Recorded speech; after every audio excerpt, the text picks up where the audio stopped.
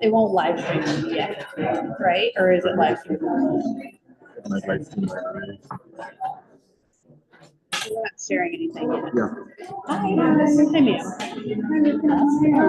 I was asking the consultant where the charts or anything that show the actual impact of any of these grade separations, not just the property takers, but for the people like us who live right next to Alma, between the two level crossings, the construction noise, the dirt, the traffic. There, over on that table over there, there's the handouts, the two handouts, there's a Meadow and Charleston on there. It talks about the construction, it talks about the property. She was just showing me something about the properties that are being taken. That's on the back. On the front has some information.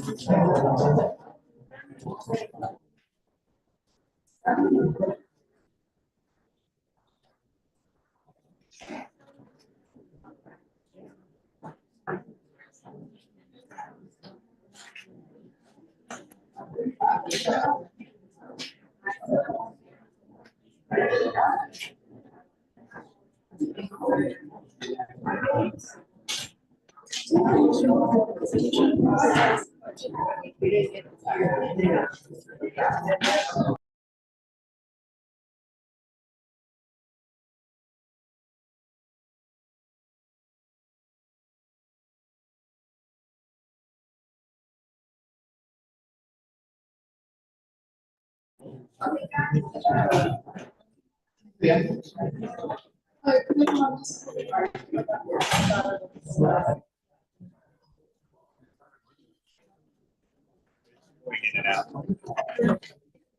What's happened last time? Hello.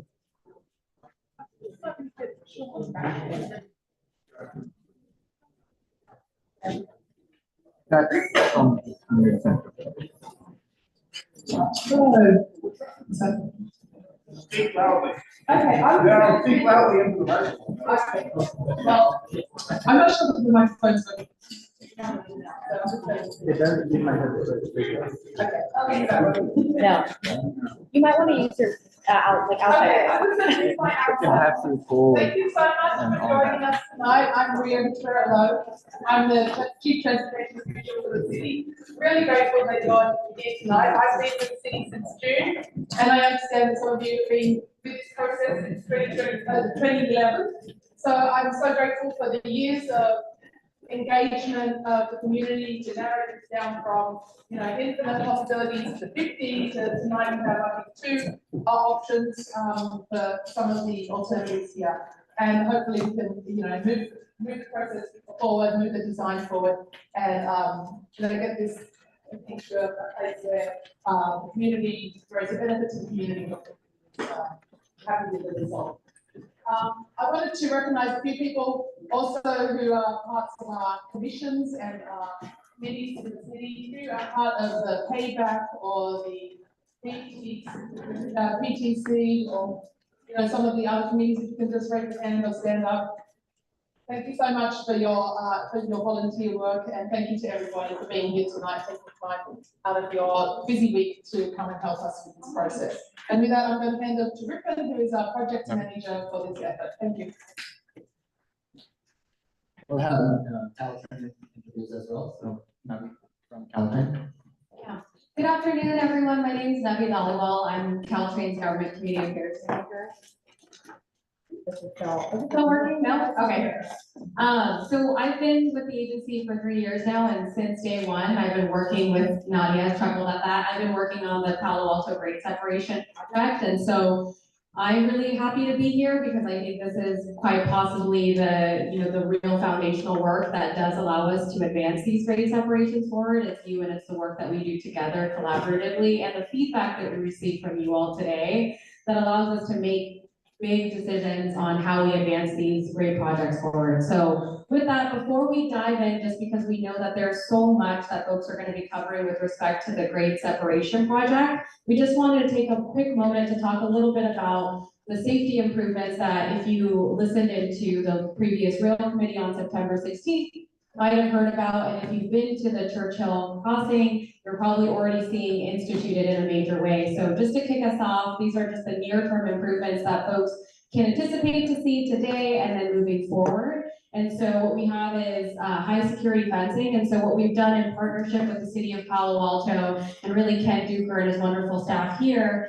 is ensure that we can close a lot of the major gaps that are along the corridor itself. So we've incorporated high security fencing. And so that's just taking the winglet fencing out and above wherever we can so that we can really make sure that we're keeping the corridor as safe as possible. And then additionally at Churchill, we did a lot of work to incorporate a lot of surface markings, delineators, and wider crosswalks with gates. And so you'll see at night, there's a lot of solar powered markers for nighttime, anti-trespassing panels. We have Rail Sentry, which is an AI LiDAR device that essentially is watching the crossing 24/7. And it's usually ensuring that they can, number one, detect when there's any sort of car, bike, or object that's on the tracks, and then send instant alerts to our train operators. And so when there is something that may trigger any sort of danger warning, it makes sure it communicates back to the operator and audible alarms at the crossing itself. And so this is new work that was implemented at the crossing recently. And then in addition to that, we were able to work with Waze, Google, and other navigation apps to ensure that we're just collaborating, coordinating, so any of these devices aren't telling folks to like turn left or turn right onto the tracks. And believe it or not, it happens. And so we've been working over the last couple of months just to make sure that we're communicating as responsibly as possible with those navigation systems. And then finally, I had touched a little bit about Rail Sentry. And so what you see at Churchill, what's been piloted at Churchill has also been piloted at Broadway. These are our two major intersections that are seeing some of these incidents. And since the implementation of these safety improvements as well as the Rail Sentry, we've seen a major reduction at the crossings. And then additionally, what we've planned is to actually have a program that's implemented to ensure we can do these near-term improvements. And so we're really thankful and appreciative of ETA and their contribution in $950,000 Metro B funds that allow us to do some of these enhancements at the crossings at other crossings in Palo Alto. So I know that was a lot, and we still have a lot of a presentation to get through, but if folks have any questions about the near-term improvements, please do not hesitate to find me light blue sage shirt today, and I'm happy to answer any additional questions or concerns folks may have. And with that, I'll pass it over to Ripon, who's gonna really kick us off with a presentation. Thank you all for coming. I really appreciate your time. I know it's very valuable time that you're devoting to this project, and we want to make sure that all of your feedback is captured, and we can do the best to incorporate that feedback in the designs so that is helpful to the project. So I'd like to note that this meeting today is to get the feedback. It's all draft projects at this time. It's so that we can get the feedback from our community. We had an initial review by the committee earlier this month, but we want to make sure that we get the feedback from our community and synthesize all that feedback before we can bring it back to the rail committee. So our initial purpose of this meeting today is to make sure that we can get all your comments and feedback. And there are other ways that we will talk to you today that you can provide us this feedback. So as you all know, this project has been working, and it encompasses 3 crossings, which is Churchill Avenue, Meadow Drive, and Charleston Road. And this meeting from starting at 4 o'clock is focusing on Meadow and Charleston crossings. And we have, next slide please. And to just show the project, it's a long, a big infrastructure project, and it does take a lot of effort and time and funding to construct this project. For now, we are in very early stage of the design, which is concept refinements, the concepts that we were previously prepared. Council directed us to look into more revisions, refinements to see if we can minimize the impacts to our community. And that's this effort is looking at. We did another iteration of how we could reduce those impacts to our community, improve traffic circulation, and maintain the project scope. And so we are sharing that refinements with you to get your feedback so that we can present it to the data committee and get the next level of blessings from the council to move with the 15% design. So you can see this is less than 15% design. It has to go through 35% design and environmental, which we plan to conclude by the end of 2027. Following that will be the final design by the acquisition, construction, and all that. So depending on how the project is moving, all those other phases will be subsequently followed. So just showing that this is the initial stage of the project. As I mentioned briefly, in June, council gave us a direction for Churchill Avenue and Meadows and Charleston. Churchill Avenue, we have a preferred alternative that was selected, which is partial underpass, and there's a backup of closure still on the table. But for Meadow and Charleston, which is what we are focusing in this particular section of the meeting, is we have two alternatives that are proceeding forward, and that is hybrid alternative and underpass alternatives. Council looked at both of the options and saw merit in both options, and there are trade-offs in both options. Just there are so council sent us back to look and do the refinements, look at minimizing property impacts, look at improving traffic circulation, ensuring that there's mobility goals are maintained, and so those are kept in the consideration as we did these refinements, and we are sharing and seeking feedback on those. So whatever outcomes come out of these will be shared with the delivery and then brought back to the council for their review and discussion for the direction to see which ones they want to proceed with 15% design. So the 15% design is still progress. Next slide. This is just to reiterate, for Meadow Drive, we have underpass and hybrid. For Charleston also, we have underpass and hybrid.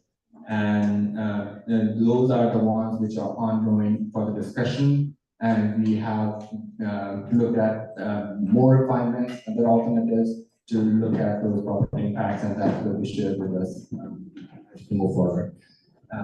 Like this. And I'll bring invite Edgar. He is from our Caltrain partners, working on the design, and I'll share the more details of the actual findings. Thanks. Good afternoon. Oh, let's go. Here we go. Good afternoon, everyone. I'm Edgar Torres, and why don't we dive into a few things for the project in terms of their goals. First off, as given the direction from council, was to be able to improve the safety of the crossings. Second is to be able to improve mobility and minimize congestion, be able to offer these crossings to be able to function for the railroad and be able to provide connectivity for the communities. Be able to establish a project footprint and have very clear what that environmental footprint would be, what the requirements would be for clearance and minimizing those environmental impacts. And then, as council directed, to be able to minimize the potential private property impacts. So for those of you who have heard as part of the rail committee, just a brief overview of some of the technical activities that we've undertaken as part of the project is, first off, just the existing conditions, understanding what is there, what is not only visible, but what is below ground, and be able to understand those constraints. So the survey, the geotechnical, and utilities, and understanding that utilities are critical services for the community. Then the technical analysis as regards to traffic, how things will function or anticipate to function, And then drainage and stormwater, again, critical assets within the street. And finally, design development in terms of the basis of design, how it's going to be developed, constructability workshops and understanding how things could be constructed, what are those key challenges with this type of large infrastructure projects. And then risk identification and management, acknowledging that there are risks with these types of projects and be able to address them, mitigate them, and in some cases, eliminate where possible through design. So a summary of the concepts here is Meadow, we're looking at hybrid and underpass. Those are the previous concepts that were considered. And then for Charleston Road, the hybrid was previously presented, and the underpass had the roundabout. And as part of the council direction, we looked at an alternative that's known as a direct access ramp to be able to explore options for being able to reduce the potential property impacts. So Meadow and Charleston are very close crossings. There's a short distance between the two, so they relate to one another in terms of the railroad. Because if you shift the track up at one location, you may impact the other. And so in this case, the city had looked at the underpass for both of them, hybrid, in other words, elevating the rail for both. And we also explored the option of being able to elevate one and then keep the track at a similar height or elevation of the other. And that's what's called the combination, to be able to explore options, to be able to improve constructability and be able to reduce overall impacts during construction. Let's dive into Meadow Drive Hybrid. So in this concept refinement, we looked for the ability to be able to provide options to be able to raise the rail and lower the road. In this case, being able to look at a range of being able to raise the railroad track 17 to 19 feet and lowering Meadow Drive 4 to 6 feet. This included being able to have an intersection that had the same movements as today, if not improved. Looking at left turn lanes, dedicated left turn lanes to be able to allow for that movement from Charleston onto Alma Street. This all is an operational improvement from a traffic operations perspective. Then looking at bicycle infrastructure for protected bike lanes, bike signals, potential spaces, safe spaces for cyclists to be able to go across Alma Street, as it is a high volume street. And in this case, for the hybrid, we're seeing at least no potential property acquisitions as currently the concept envisioned. We're going to confirm that through title reports and being able to confirm that through property lines. On Meadow Drive, this is what the cross section would roughly look like, and this would be on the east side, or northeast side of Alma Street. You'd be able to see, or correction, this is underneath to the west side, because you see one lane coming across, as is consistent with what is today, and then you have a dedicated left turn lane through right, and then bike lanes on either side with sidewalks on either side. And then on Alma Street, a similar section to today, being able to have the 2 through lanes with the left turn lanes on either side. Now, because of the road being depressed, you'll see small retaining walls on either side to be able to allow for that road to be depressed and be able to, again, allow for that grading to take place. Now, underneath the rail bridge, this is what the rough section has looked like, and we've been asked to explore the option of being able to extend the bridge on either side to be able to create more space for cyclists and pedestrians and potentially a planting strip on either side, just to open up that bridge section a little bit more, allow more light through that space. This is the original concept of one column on Meadow Drive, and per the direction, exploring an option of 2 columns, essentially 3-span bridge. And in this case, we're looking to explore to opening this up a little bit more on either side. For the underpass option, this concept was refined in a few ways. One was to reduce the width of the multi-use path on the south side of Meadow, so going roughly east-west, and be able to look to see how vehicles would be able to make their movements. For example, being able to turn from this lane over and then be able to make a U-turn here. And so this does have this concept of some modest refinements. this concept does have some property acquisitions, both full and partial, to be able to accommodate the type of infrastructure envisioned in this concept. So in the underpass, Meadow Drive would be one lane in each direction. You would have the bike ramp adjacent to it to go underneath the railroad. And then on either side, to be able to provide the correct connection, you'd have a bike path or sidewalk to be able to, again, have that access to Alma Street. On Alma Street, if you recall, there's a ramp coming up and a ramp going down up from Meadow. And so this is what that section would roughly look like. And yes, that would mean retaining walls on either side to accommodate those ramps. And this is what the rendering looks like in a bird's eye view. So I'm going back to the previous section here, you see this ramp here, and then this ramp here. That translates to the ramp here and the ramp there. To be able to go down to Meadow and be able to then continue underneath either the railroad or underneath Alma Street to the east. Excuse me, I have a question. I noticed Park Boulevard, does it turn into kind of a cul-de-sac there? Or? You asked the question where I was going next. Great. So in this case, yeah, so because of how Meadow Drive is being depressed, Park on the north side would be able to allow a connection here, but Park on the south side would likely be cul-de-sac. And that is something that we have discussed with the fire department to see what that access would look like to be able to provide service when necessary to the homes on the south side of Park, and continues to be a dialogue. Because that's a nice bike route, you know, to go to California Avenue, to just go down Sparks, and that would take away that possibility. So in this case, so in terms of connectivity, you're asking the next question. It's like, turning the page up, that's great. So in this case, you see this connection here, and this is the Park Boulevard is envisioned as an active transportation corridor. This bridge allows for that connection along that stretch. So yeah, as we go in, and we'll have the boards open for more and more questions. And I'd like to be able to get through hopefully a lot of these slides as quickly as possible for you, so that we can get to the boards. The concept refinement for Charleston Road hybrid is very similar to Meadow, looking at a range for the railroads going up and a range for Charleston Road going down. Similar 17, 19 feet for the railroad going up, 4 to 6 feet for the road going down. And like Meadow, no potential property acquisitions subject to the title reports research.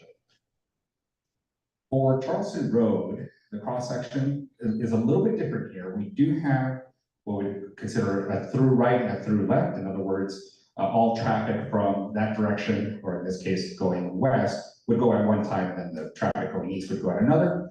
We have the bike lanes, planting strip, and then a sidewalk.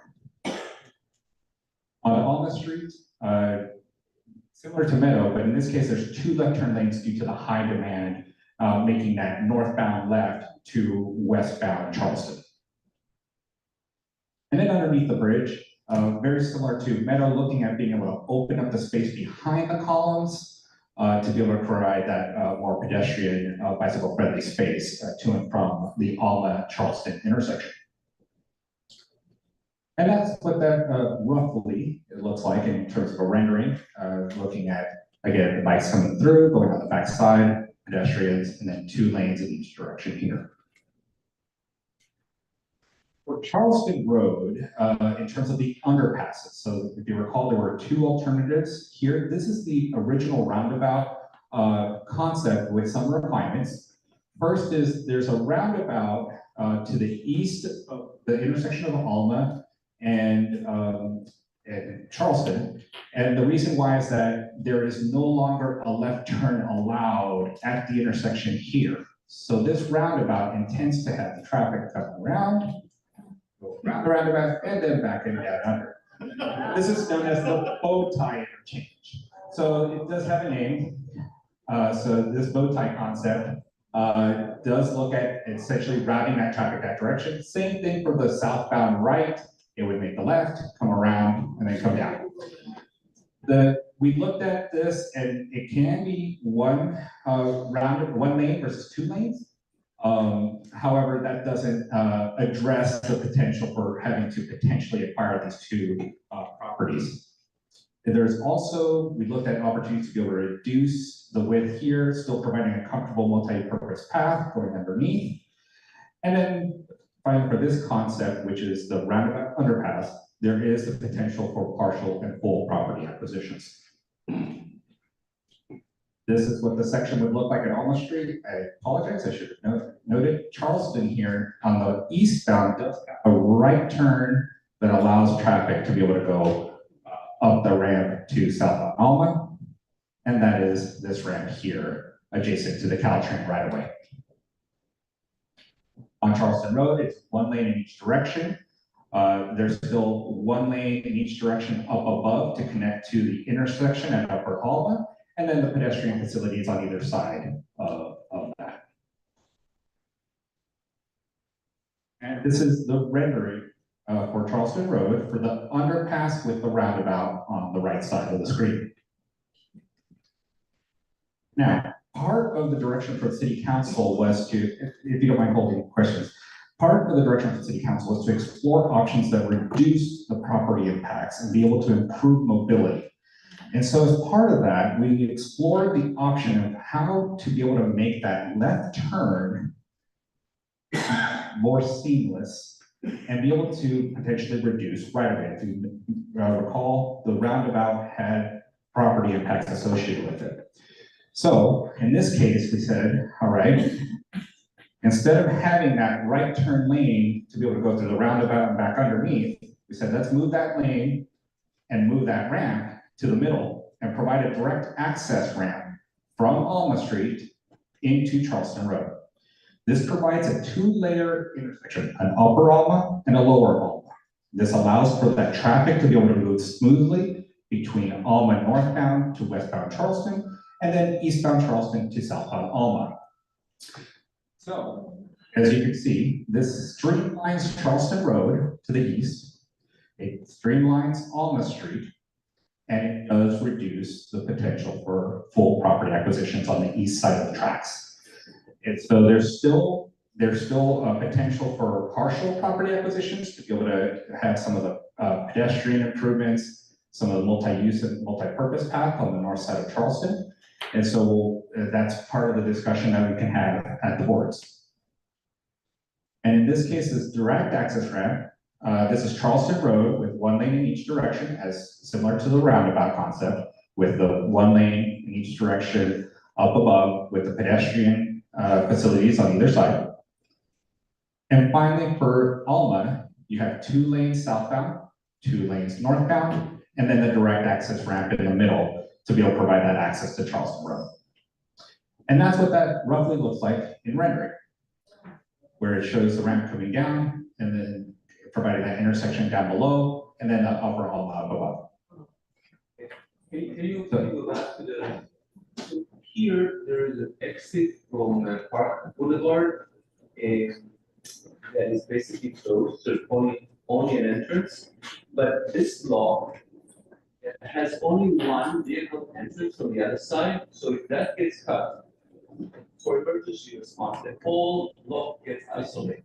So that's an excellent comment that I'd like for you to document, and that is part of the reason why we have the boards up, so that we can walk through these key things that these are your ideas. I want to make sure that everyone gets the same information so that we're at least on the same page before we have the dialogue and document your thoughts. And if you don't mind, let's continue through the presentation. Just to summarize very quickly, both at Meadow and Charleston, the hybrids have no potential property acquisitions. And then the underpass do have property acquisitions, both full and partial. They're different for roundabout and the direct access ramp. We do have some fact sheets that Jill will go into a little bit more. And I'll hand off to Jill before we go to the boards. There, I'm Jill Gibson, and part of the project team, and I'm going to share what's next for the next 3 months. And then I'm also going to share what we're up to in the next hour and a half for this workshop. So to start, in October, we'll be synthesizing all of the input we received from you all tonight as well as online. All of the materials will be posted online, and we also have an ask for you to help spread the link and share within your networks the opportunity to provide input and comment from materials online. Then we're going to be going to the November 18th Rail Committee, and we're going to be sharing the refined concepts for review for Rail Committee's review and input and recommendations on which alternatives to advance to 15%. We'll also be including a detailed report out on all of the feedback that we have heard from you all tonight and through our online forums.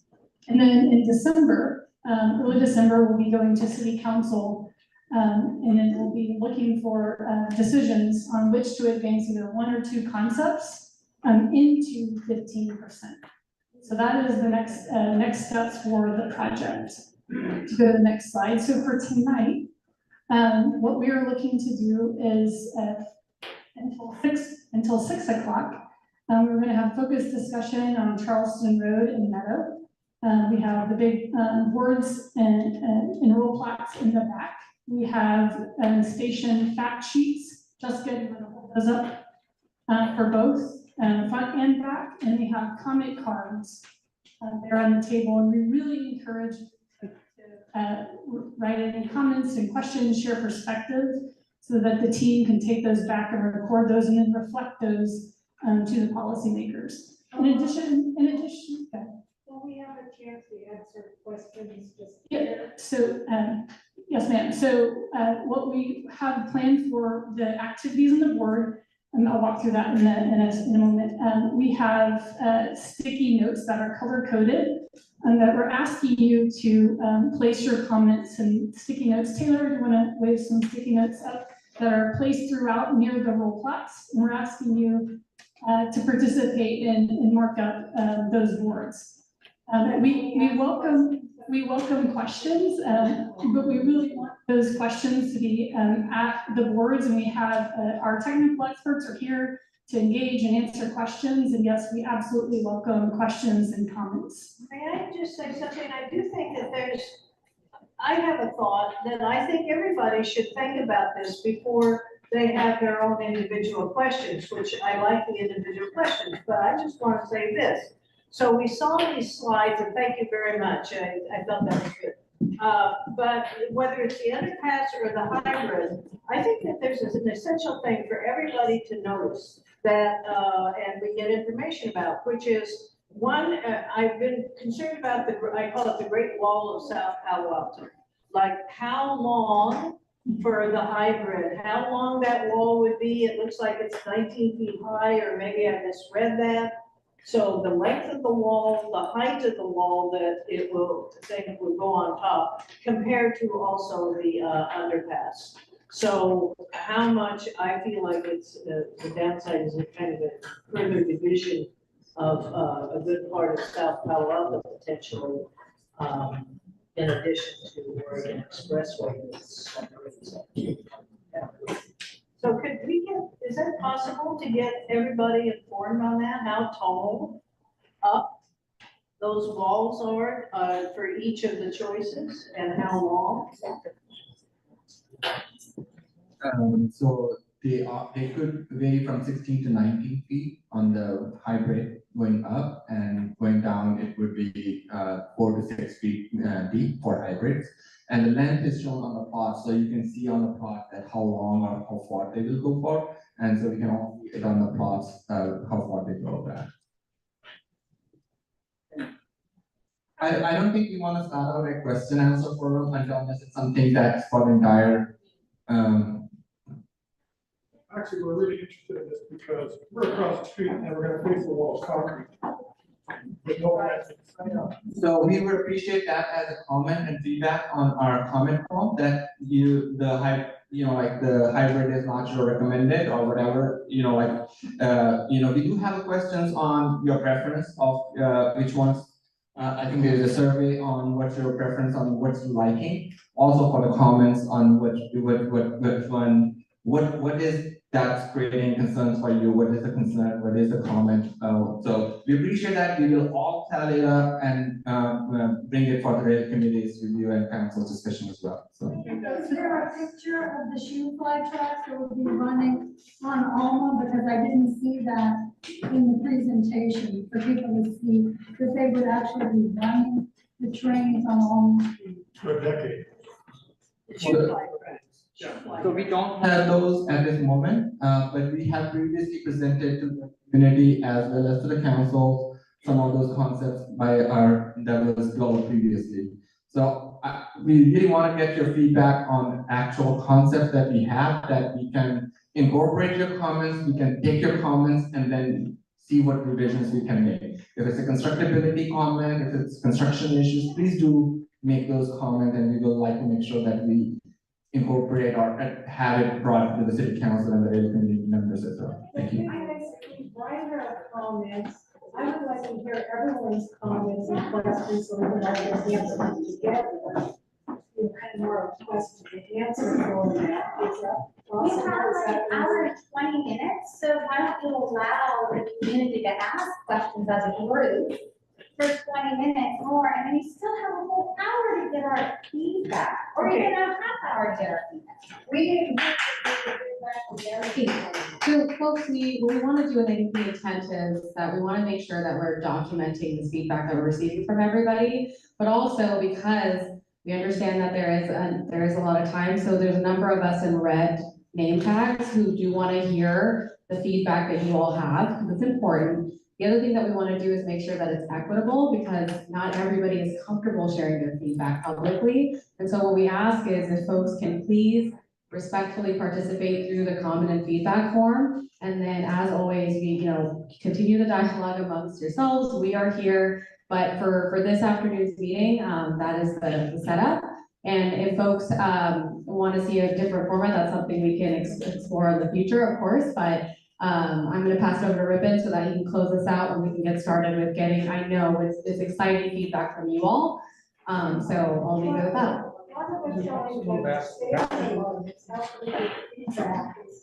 Our questions are things.